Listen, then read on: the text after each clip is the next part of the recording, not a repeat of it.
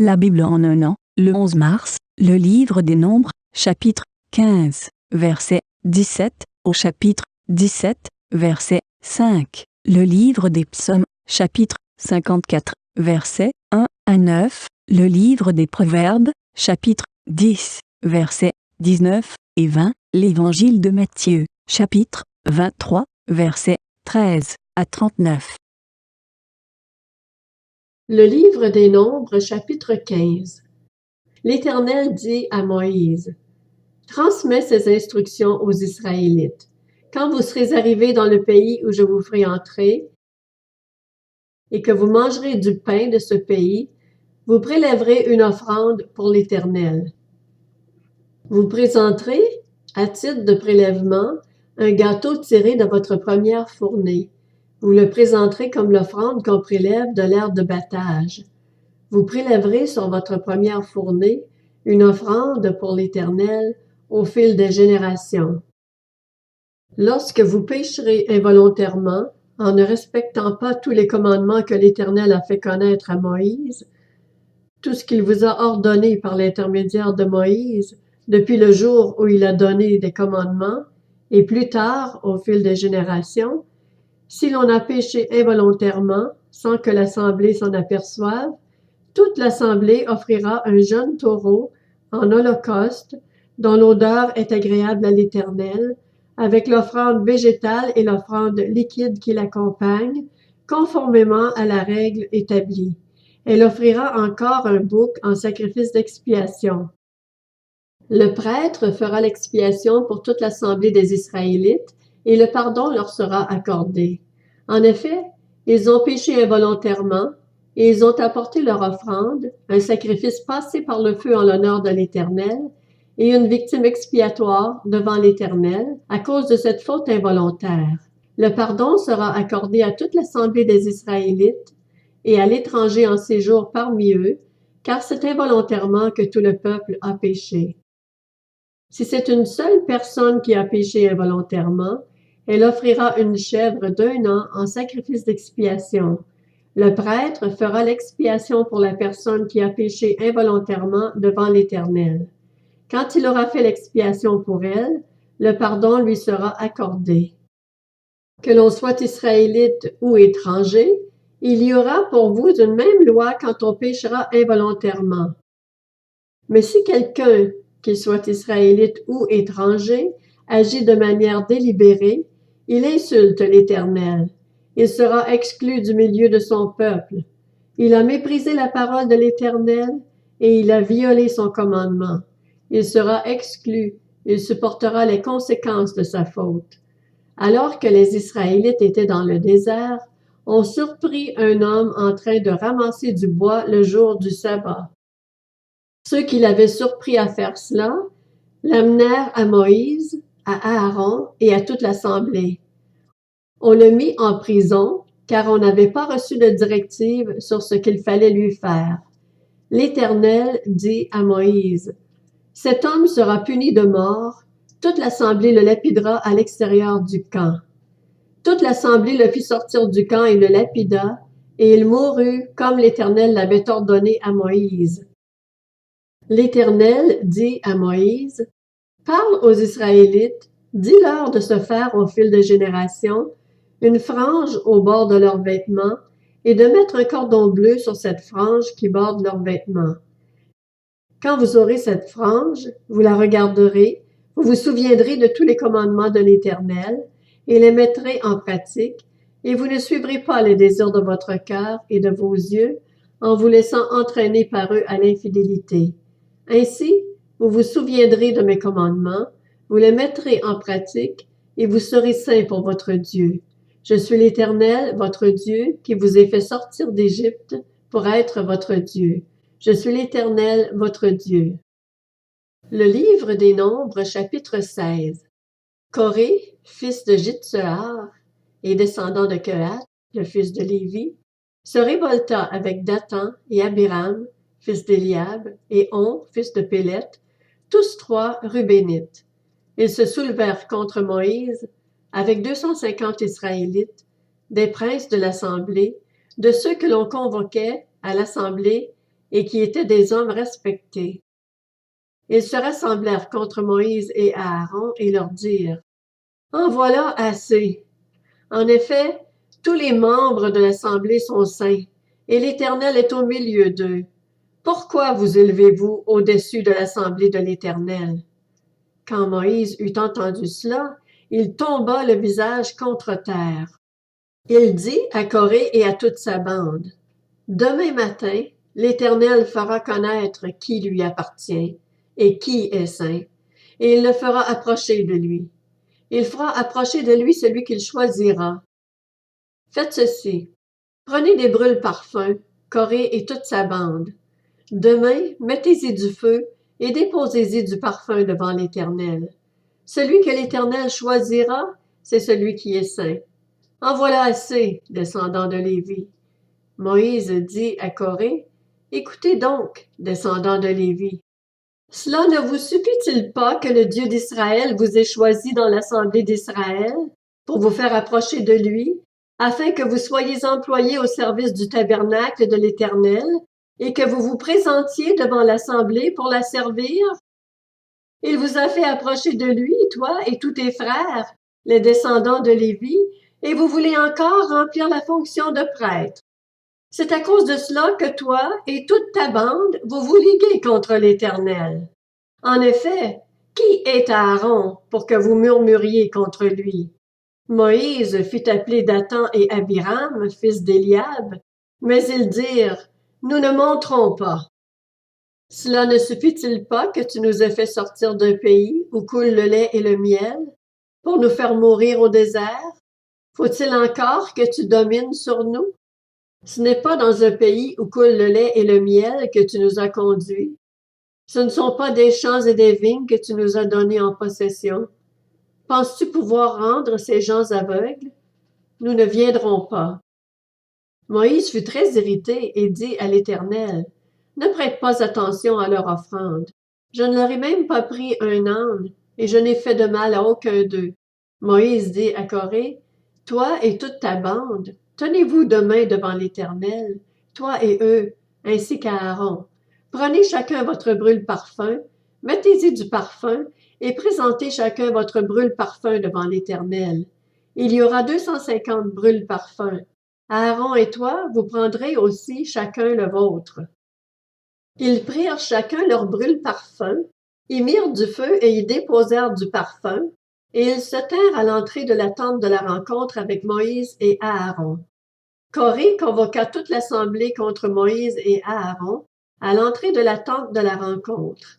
Alors la gloire de l'Éternel apparut à toute l'assemblée, et l'Éternel dit à Moïse et à Aaron: « Séparez-vous de cette assemblée, que je les détruise en un instant. » Ils tombèrent le visage contre terre et dirent: « Ô Dieu, Dieu qui donne le souffle à toute créature, un seul homme a péché, et c'est contre toute l'assemblée que tu t'irriterais. » L'Éternel dit à Moïse: « Ordonne à l'assemblée de se retirer loin de l'habitation de Coré, de Dathan et d'Abiram. » Moïse se leva et alla vers Dathan et Abiram, suivi des anciens d'Israël. Il dit à l'assemblée: « Éloignez-vous de la tente de ces méchants hommes, et ne touchez à rien de ce qui leur appartient. Sinon, vous seriez vous aussi supprimés, à cause de tous leurs péchés. » Ils se retirèrent loin de l'habitation de Coré, de Dathan et d'Abiram. Dathan et Abiram sortirent et se tinrent à l'entrée de leur tente avec leurs femmes, leurs fils et leurs petits-enfants. Moïse dit: « Voici comment vous reconnaîtrez que c'est l'Éternel qui m'a envoyé pour accomplir toutes ces choses, et que je n'agis pas de ma propre initiative. Si ces gens meurent comme le reste des hommes, s'ils subissent le sort commun à tous les hommes, ce n'est pas l'Éternel qui m'a envoyé.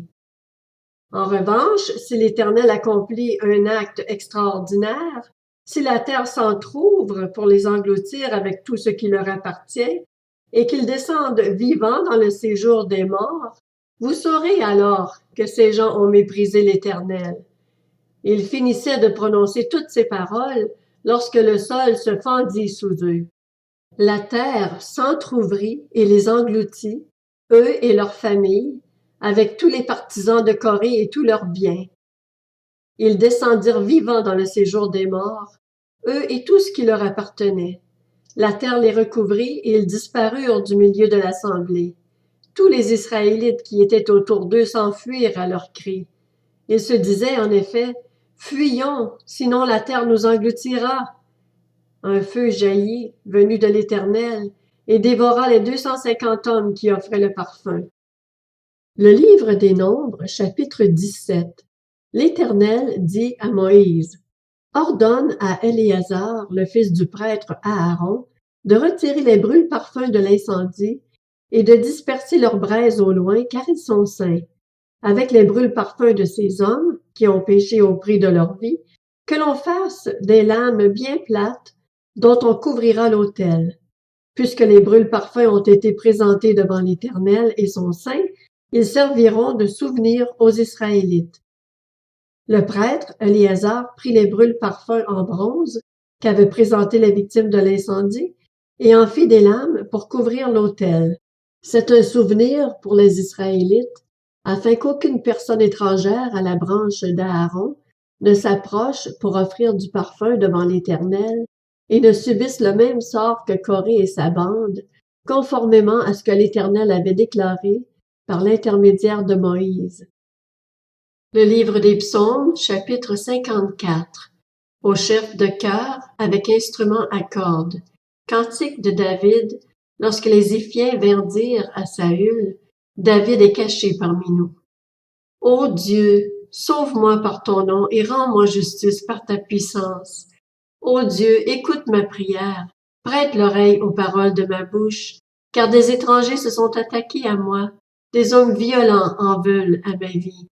Ils ne tiennent pas compte de Dieu. Mais Dieu est mon secours, le Seigneur est le soutien de ma vie. Le mal retombera sur mes adversaires. Réduis-les au silence dans ta fidélité. Je t'offrirai de bon cœur des sacrifices. Je louerai ton nom éternel, car tu es bon. Oui, il me délivre de toute détresse, et je regarde mes ennemis en face. Des Proverbes, chapitre 10. Celui qui parle beaucoup ne manque pas de péché, mais celui qui met un frein à ses lèvres est un homme avisé.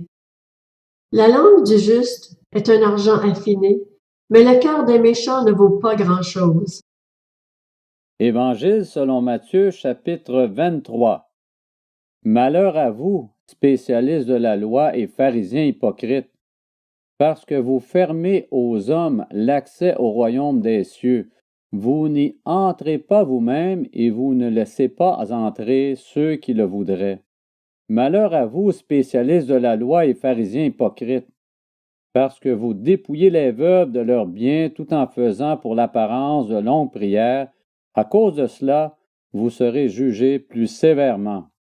Malheur à vous, spécialistes de la loi et pharisiens hypocrites, parce que vous parcourez la mer et la terre pour faire un converti, et quand il est devenu, vous en faites un fils de l'enfer 2 fois pire que vous. Malheur à vous, conducteurs aveugles, vous dites, si quelqu'un jure par le temple, cela ne compte pas, mais si quelqu'un jure par l'or du temple, il est engagé. Espèce de fou aveugle, lequel est le plus grand, l'or ou le temple qui consacre l'or? Vous dites encore, si quelqu'un jure par l'autel, cela ne compte pas, mais si quelqu'un jure par l'offrande qui est sur l'autel, il est engagé. Espèce de fous aveugles, lequel est le plus grand, l'offrande ou l'autel qui consacre l'offrande? Celui qui jure par l'autel et par tout ce qui est dessus. Celui qui jure par le temple et par celui qui l'habite. Et celui qui jure par le ciel, jure par le trône de Dieu et par celui qui y est assis. Malheur à vous, spécialistes de la loi et pharisiens hypocrites, parce que vous versez la dîme de la menthe, de l'aneth et du cumin, et que vous laissez ce qu'il y a de plus important dans la loi, la justice, la bonté et la fidélité. C'est cela qu'il fallait pratiquer sans négliger le reste. Conducteurs aveugles, vous filtrez vos boissons pour éliminer le moucheron, mais vous avalez le chameau. Malheur à vous, spécialistes de la loi et pharisiens hypocrites, parce que vous nettoyez l'extérieur de la coupe et du plat, alors qu'à l'intérieur, ils sont pleins du produit de vos vols et de vos excès. Pharisiens aveugles, nettoie d'abord l'intérieur de la coupe et du plat, afin que l'extérieur aussi devienne pur. Malheur à vous, spécialistes de la loi et pharisiens hypocrites, parce que vous ressemblez à des tombeaux blanchis qui paraissent beaux de l'extérieur et qui, à l'intérieur, sont pleins d'ossements de mort et de toutes sortes d'impuretés. Vous de même, de l'extérieur, vous paraissez juste aux hommes, mais à l'intérieur, vous êtes pleins d'hypocrisie et d'injustice. Malheur à vous, spécialistes de la loi et pharisiens hypocrites, parce que vous construisez les tombeaux des prophètes et que vous décorez les tombes des justes, et vous dites, si nous avions vécu à l'époque de nos ancêtres, nous ne nous serions pas joints à eux pour verser le sang des prophètes. Vous témoignez ainsi contre vous-même que vous êtes les descendants de ceux qui ont tué les prophètes. Portez donc à son comble la mesure de vos ancêtres. Serpents, race de vipères, comment échapperez-vous au jugement de l'enfer? C'est pourquoi je vous envoie des prophètes, des sages et des spécialistes de la loi. Vous tuerez et crucifierez les uns, vous fouetterez les autres dans vos synagogues, et vous les persécuterez de ville en ville, afin que retombe sur vous tout le sang innocent versé sur la terre, depuis le sang d'Abel le juste jusqu'au sang de Zacharie, fils de Béréchia, que vous avez tué entre le temple et l'autel. En vérité, je vous le dis, tout cela retombera sur cette génération. Jérusalem, Jérusalem, toi qui tues les prophètes et qui lapides ceux qui te sont envoyés. Combien de fois j'ai voulu rassembler tes enfants, comme une poule rassemble ses poussins sous ses ailes, et vous ne l'avez pas voulu. Voici que votre maison vous sera laissée déserte, car je vous le dis, vous ne me verrez plus désormais, jusqu'à ce que vous disiez, béni soit celui qui vient au nom du Seigneur.